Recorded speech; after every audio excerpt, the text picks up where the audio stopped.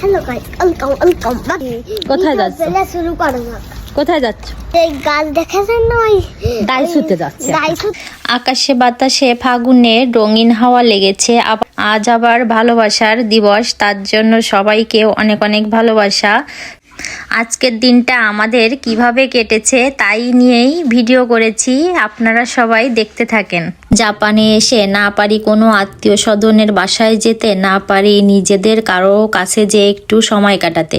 তার জন্য বাসার বাইরে যে কোনো জায়গায় ঘুরতে যাওয়ার কথা শুনলেই বাবু আর আমার মনটাও অনেক বেশি খুশি হয়ে যায়। সেদিন রাতে ঘুমই কম হয় বলা যায়, কারণ সকালেই উঠে ঘুরতে যাব এই একটা আগ্রহ মনের ভিতর, খুব আনন্দ উপভোগ করি। আর বাবুও বারবার বলে, মা সকাল কখন হবে, কখন আমরা ঘুরতে যাব। তাই যে কোনো কাজেই হোক আর যাই হোক, বাইরে গেলেই মন ভালো হয়ে যায়। আমার আর বাবুর মুখের হাসি দেখেই বোঝা যাচ্ছে যে আমরা কতটা খুশি। কেমন আছেন সবাই? আজকে আমরা সকাল বেরিয়ে পড়েছি, একটু টোকিওর দিকে যাব। টোকিও ইমিগ্রেশন অফিসের দিকে যাচ্ছি। আর যেতে যেতে পথের আশেপাশে যে প্রাকৃতিক সৌন্দর্যগুলো উপভোগ করছিলাম, আপনাদের জন্য কিছু ভিডিও করে রেখেছি, দেখেন কত সুন্দর লাগছে। আর আজকে রোদ্দুর হচ্ছে অনেক ভালো, ঝলমলে, আকাশ একেবারে পরিষ্কার। আমরা সবাই 7:30টার দিকে বাসা থেকে বেরিয়ে পড়েছি, তার জন্য বেশ ঠান্ডা লাগছিল। এখানে 4 ডিগ্রি থেকে 5-6 ডিগ্রি পর্যন্ত তাপমাত্রা ছিল। আর এই যে দূরে দেখেন টোকিও স্কাই ট্রির টাওয়ারটা দেখা যাচ্ছে, অনেক ভালো লাগছে। এটা জানি না কবে উঠতে পারবো। আর এখানে একটা বড় বিল্ডিং, এখানে যে কয়তলা আছে তা গুনতে গেলে 5-7 মিনিট চলে যাবে।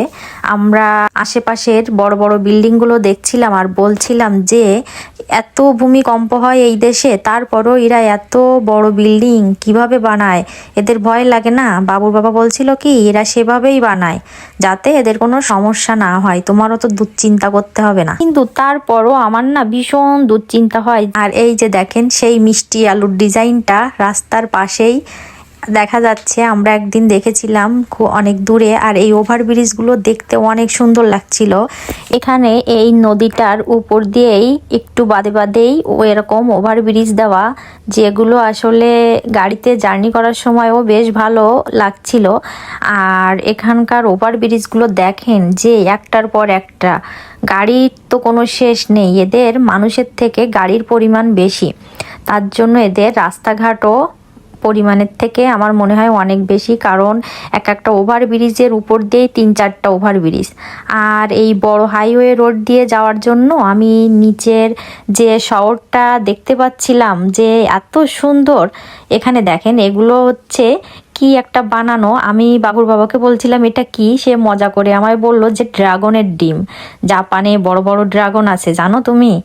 আমি বলছি তাই নাকি, তাহলে চলো তো একদিন দেখা করি। একটা ওভারব্রিজ দেখা যাচ্ছে, এরকম অনেক ওভারব্রিজ একের পর এক সামনে আসছে। আর আমারও দেখতে অনেক ভালো লাগছিল। এখানে সাকুরা গাছ দেখা যাচ্ছে, সামনে সাকুরা ফুল ফুটবে 1-1.5 মাসের ভিতরে, তখন এই রাস্তাটা আরো সুন্দর লাগবে দেখতে।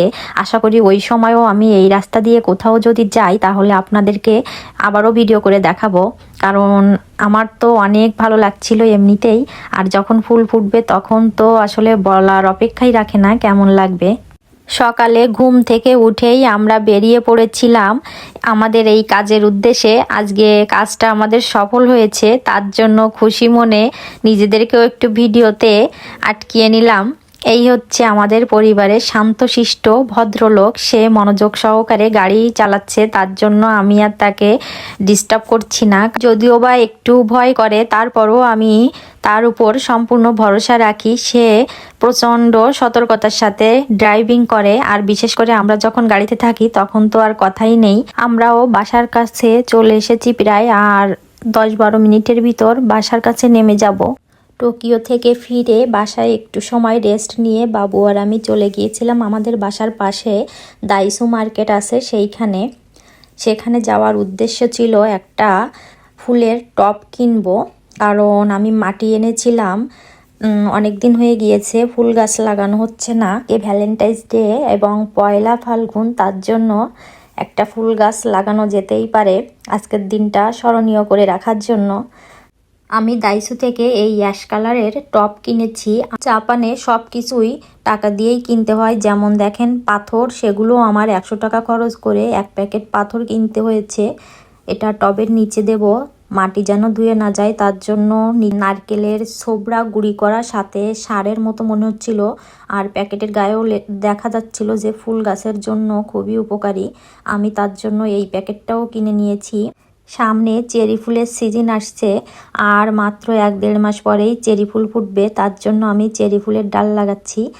এই ভালোবাসা দিবসে এই সুন্দর জিনিসটা আমি বাবুর বাবাকে গিফট করব, সে নিশ্চয়ই অনেক খুশি হবে। কে রে বাবা? আসো আসো, ভিতরে আসো, আসো।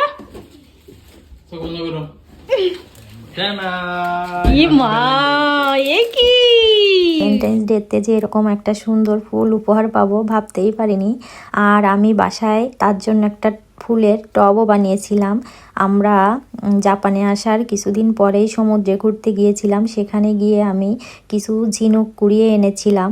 ভাবছিলাম কি করা যায়, আমি তার জন্য ফুলদানি বানিয়েছি, আর সে আমার জন্য ফুল এনেছে। এরকমটা যে হতে পারে আমি আসলে কখনোই ভাবতে পারিনি। এভাবেই বেঁচে থাকুক আমাদের ভালোবাসা।